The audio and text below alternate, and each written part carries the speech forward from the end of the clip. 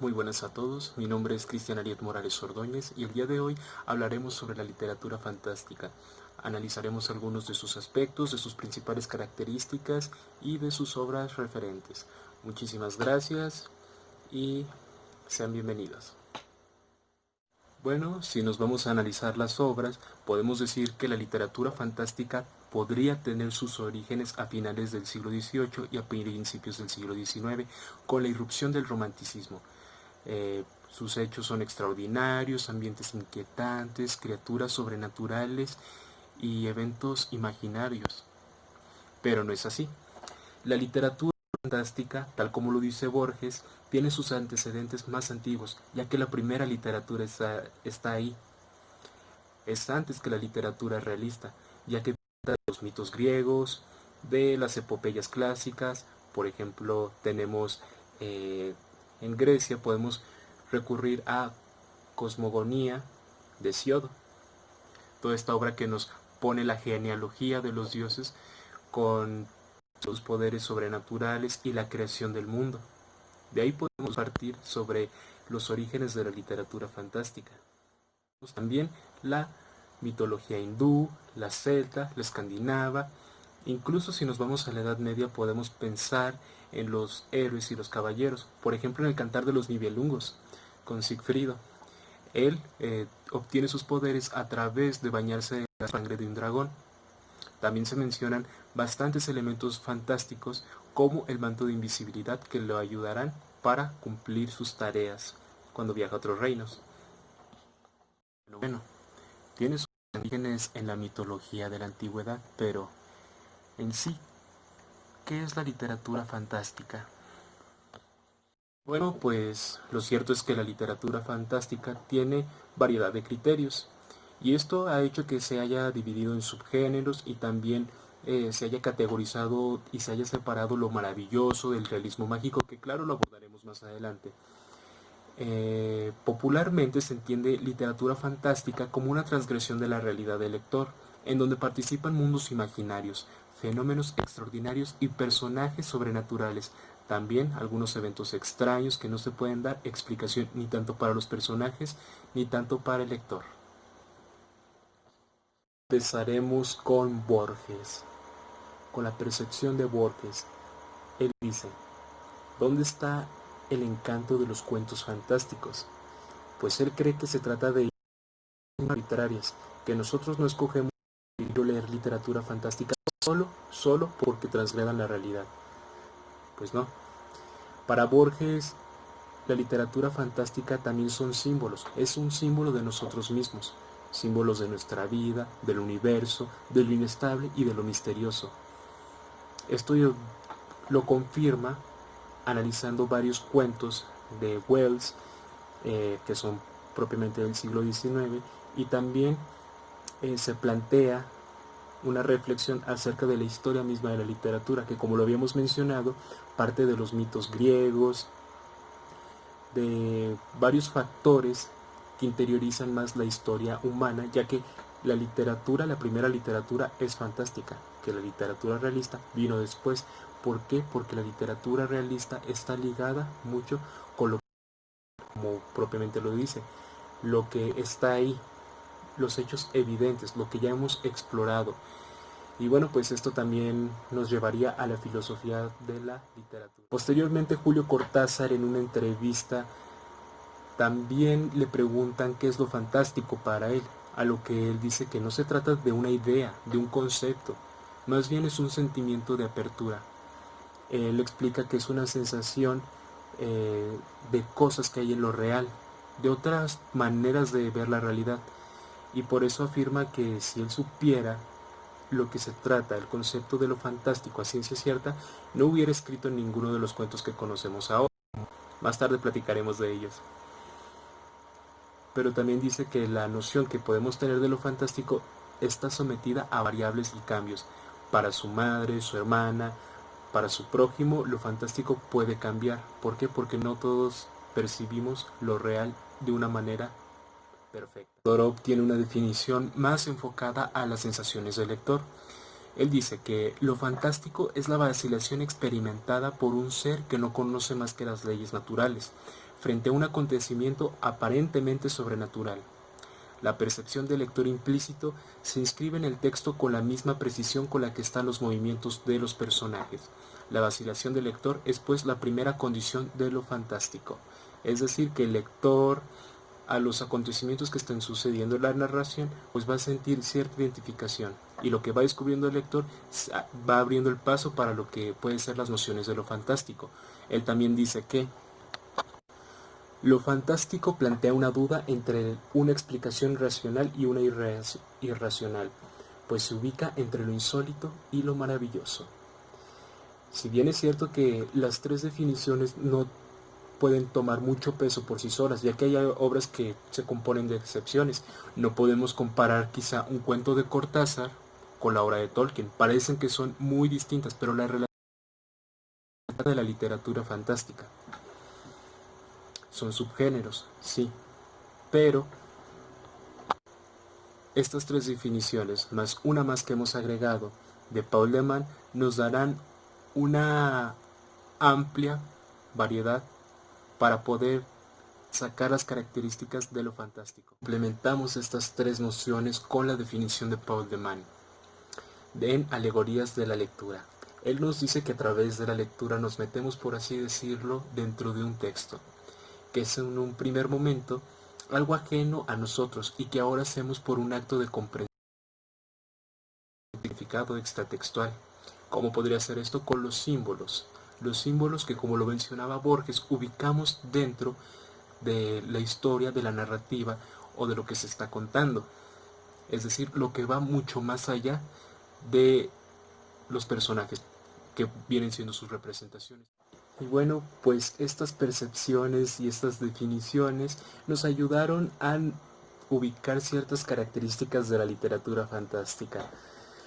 Número 1, debe tener una trama o argumento que dé secuencia lógica a la historia. Es decir, puede haber saltos narrativos, sí, puede haber elementos que no sean propios de la naturaleza, pero debe de tener una verosimilitud. El segundo es que posee elementos de circunstancias extraordinarias que desafían las leyes naturales o del mundo real. Por ejemplo, podemos pensar en el libro Cartas a una señorita en París de Julio Cortázar, que pues transgrede un poco con las físicas del cuerpo humano, porque ¿cómo puede ser posible que un hombre pueda vomitar conejitos si no se ha comido ningún conejito?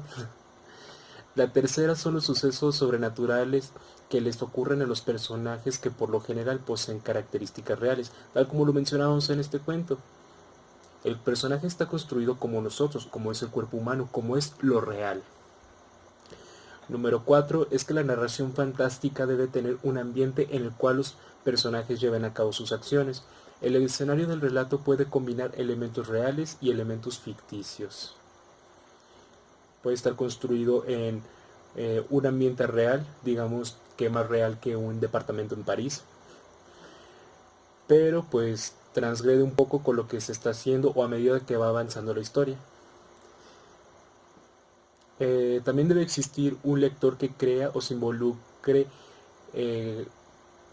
directamente de la narración. Esto es un pacto entre narrador, autor y lector.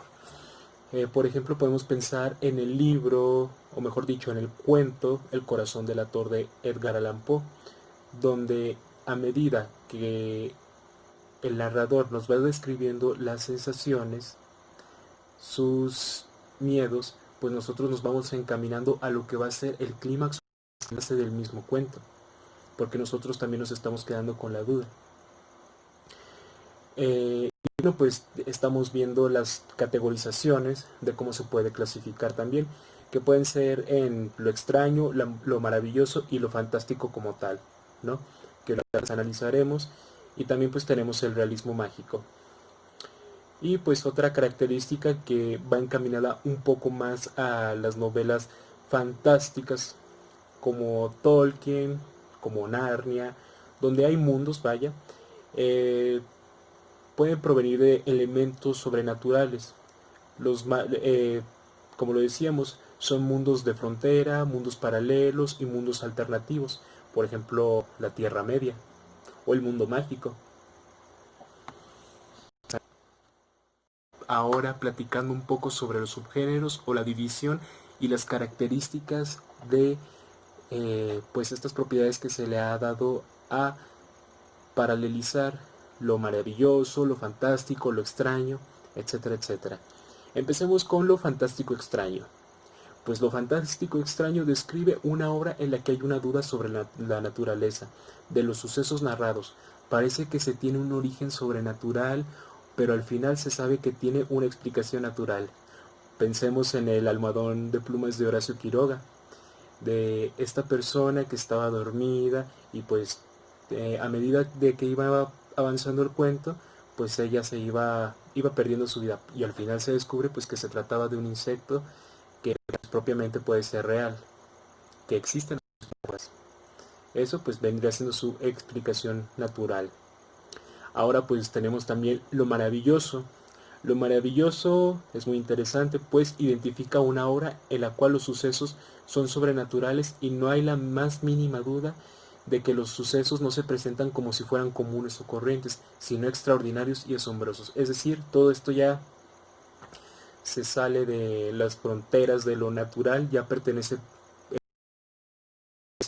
algo transgresor. Me hizo muy interesante un cuento de Alberto Hidalgo, un escritor nacido en Arequipa, en Perú, y pues falleció en Argentina. Pero él escribe un cuento llamado El hombre cubista.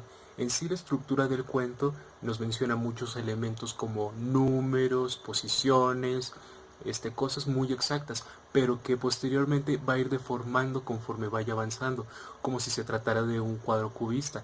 ¿Por qué? Porque nosotros sabemos que un cuadro cubista pues se compone de formas, de elementos muy geométricos y pues también no están trazados de una manera que se correspondan exactamente, sino que a través de la forma otras cosas y otras nociones para la interpretación. Y pues este cuento está escrito así, en sí, pues todo el ambiente viene siendo una pintura, el espacio-tiempo es una pintura, los diálogos, las interacciones humanas, pues todo se trata de algo completamente fuera de la realidad. Ahora también podemos hablar de la fantasía histórica.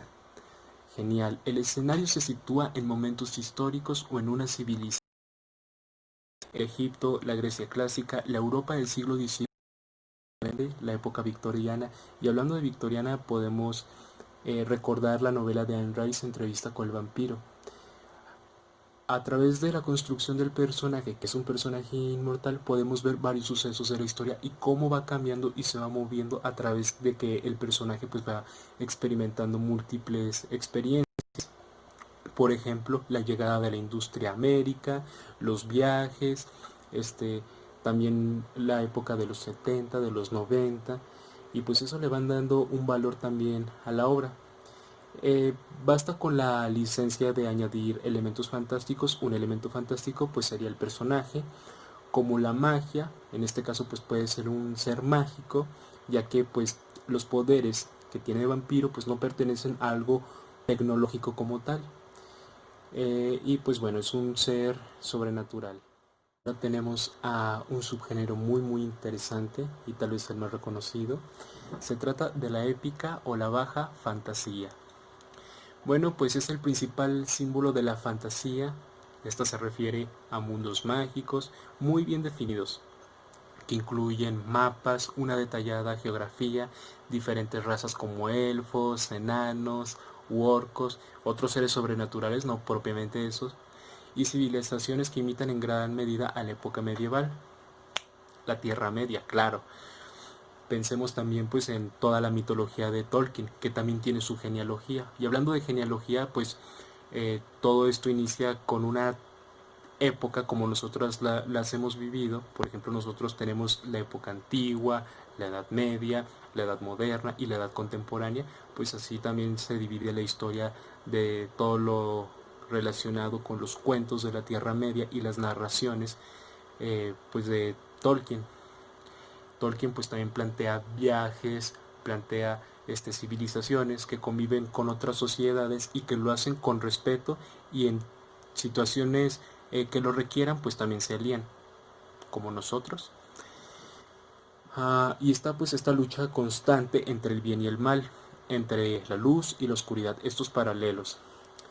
Por ejemplo, pues pongamos lo más reconocido que tiene él, que es El Señor de los Anillos, y lo más reconocido me refiero a las adaptaciones cinematográficas que se le han dado, donde Frodo empieza a viajar y empieza a tener muchas experiencias como portador del anillo, pues que lo van definiendo como debe ser su destino y que lo hacen comprender más allá del mundo. Es decir, que más allá de la comarca pues existe lo que es pues las experiencias, lo malo, lo bueno, y él se va dando cuenta pues de todos estos conflictos que lo hacen crecer no solo como personaje, sino también hacen crecer al mismo lector de cierta manera.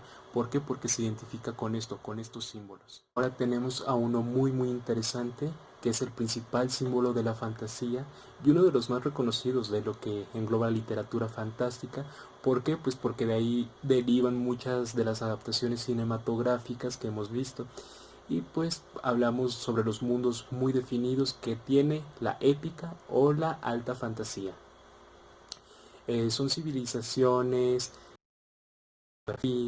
razas que conviven unas y otras, y pues está esta constante lucha entre el bien y el mal, la luz y la oscuridad, y pues también el viaje que va a desarrollar el protagonista. Podemos pensar en muchas relaciones y podemos ubicar muchas lecturas que hemos tenido, por ejemplo la Ilíada, ¿no? Y en este caso pues nos podemos basar en el universo de Tolkien.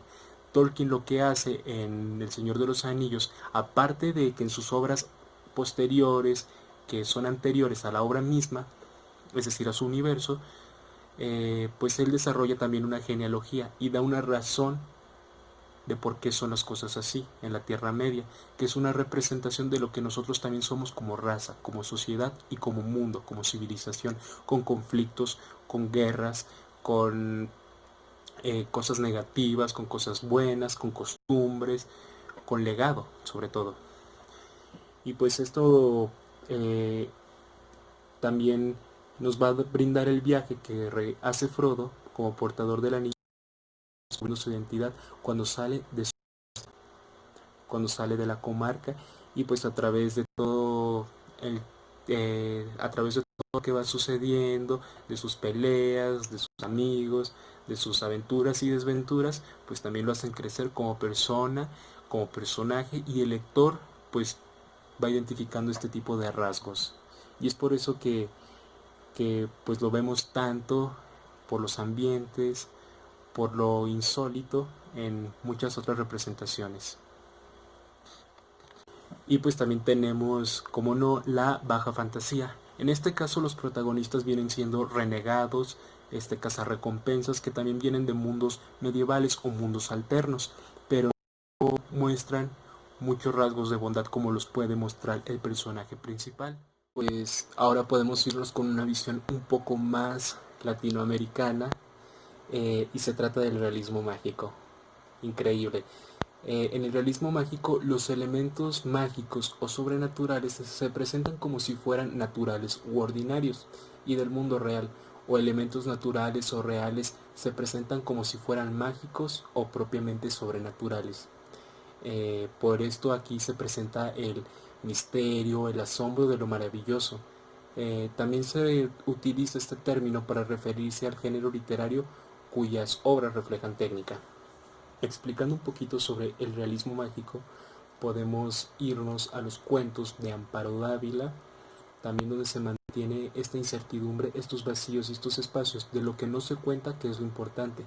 O podemos irnos a una novela muy reconocida, Cien años de soledad, por ejemplo, cuando algo tan natural para los personajes pues puede ser percibido desconcertante para el lector. A continuación mencionaremos algunas historias y obras destacadas de toda esta literatura fantástica, y pues estos ejemplos, como lo habíamos comentado, tenemos historias completas de George Wells, donde tenemos La máquina del tiempo, esta discusión sobre el futuro, el pasado, las nuevas razas y una incógnita también a lo desconocido, también El hombre invisible, donde aquí juega con un elemento también de la ciencia ficción. o también de la ciencia en una manera explotada. Tenemos Game of Thrones, los cuentos de la Tierra Media, Harry Potter, que son mundos también que son paralelos a lo que es el mundo real, ¿no? Que también contienen estos elementos pues sobrenaturales. ¿Por qué? Por las criaturas mitológicas, los personajes, los objetos, los artefactos, las interacciones. El caso de Harry Potter pues también es muy particular, ya que es una convivencia entre el mundo real y entre el mundo fantástico, pero pues los personajes mágicos piensan que lo real, lo normal o lo natural pues es su propio mundo y viceversa. Entonces pues es muy interesante esa apreciación. También tenemos un cuento muy relevante que es La Metamorfosis de Franz Kafka. Pues bueno, este hombre que se despierta en la mañana siendo un insecto y es desconcertante. No se da unas explicaciones de por qué amaneció siendo un insecto. Hay interpretaciones, pero pues ahí está el verdadero encanto, ¿no? En, en cómo es una representación también de los símbolos que se tienen del mundo real para el autor y cómo él tiene que lidiar siendo insecto ante las adversidades del mundo real. Y bueno, pues tenemos otra novela de vampiros, la más reconocida, obviamente Drácula de Bram Stoker, pues donde se tiene esta incógnita de la monstruosidad de aquel personaje y también pues de sus instintos naturales explotados más allá de lo que son los humanos, sino más un instinto de animal y depredador. Y bueno, en Latinoamérica tenemos cosas geniales también. Tenemos uno de las antologías más conocidas sobre literatura fantástica de Argentina, donde publicó Silvina Ocampo, Borges y Adolfo Bioy Casares, donde podemos encontrar elementos pues también del realismo mágico. El bestiario de Julio Cortázar, por supuesto, del año 1951, donde están sus primeros cuentos y pues también podemos ver cómo juega con esta interrupción de la realidad y también narrativos. 2009, Cuentos Reunidos de Amparo Dávila, que pues resume lo que fueron sus libros anteriores con sus cuentos más destacados y más relevantes. Pues algo ya más mexicano, tenemos también una trilogía de cuentos fantásticos del año 2005 que pues trata de reunir todos estos autores que abordan estos temas fantásticos y pues también son transgresores de la realidad, que es lo que nos encanta. Tenemos Entre tus dedos helados de Francisco Tario, recordemos sus cuentos como La noche de la gallina, El converso Juan José Arreola, ¿Qué hora es? De Elena Garro, también tenemos por ahí a Carlos Fuentes, también está José Emilio Pacheco, con un cuento que se llama Tenga para que se entretenga. Tenemos otra vez Amparo Dávila con Final de la lucha y hay un cuento pues de la misma autora que se encarga de reunir, es María, que las sagas no terminan. También tenemos Narnia, por ejemplo, estas sagas que son canon, que son vendidas. Eso es muy importante destacar. La literatura fantástica es muy vendida. Tenemos sagas también, bueno, no sagas, sino ya universos construidos y conformados, por ejemplo, La Torre Oscura, que también son viajes en el tiempo, interdimensionales, bastante interesantes, que también nos regala Stephen King. También la literatura fantástica, pues entra lo que vienen siendo elementos del terror, que se tratan pues también de la misma transgresión de la realidad, pero no siempre es de manera positiva o de manera benévola, sino pues también tenemos estos conflictos que pues son las mismas causas por las cuales el personaje tiene que lidiar con todo esto, el personaje o los personajes. Y también pues hay una noción de los elegidos, tal como platicamos en las novelas anteriores. Y quedémonos con esta idea, quedémonos con esto. La literatura fantástica es muy rica y los ejemplos nunca terminarían, ya que se trata de la primera literatura, como dijo Borges. Tenemos relatos, elementos ficcionarios de otras culturas. Imagínense pensar en todas las culturas del mundo, en sus mitologías, en sus creencias, en sus genealogías. También pensemos pues en las obras que van saliendo y que son canon.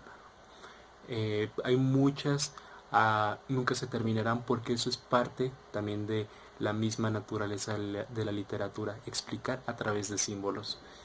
Y bueno, pues esto como conclusión, y muchísimas gracias a todos. Y pues esto fue lo que tenemos que decir acerca de la literatura fantástica, y pues también hay que renovarnos a lo que venga, hay que observar, hay que leer las obras y hay que estar pendientes sobre todo. Se trata de eso. Muchísimas gracias. Adiós.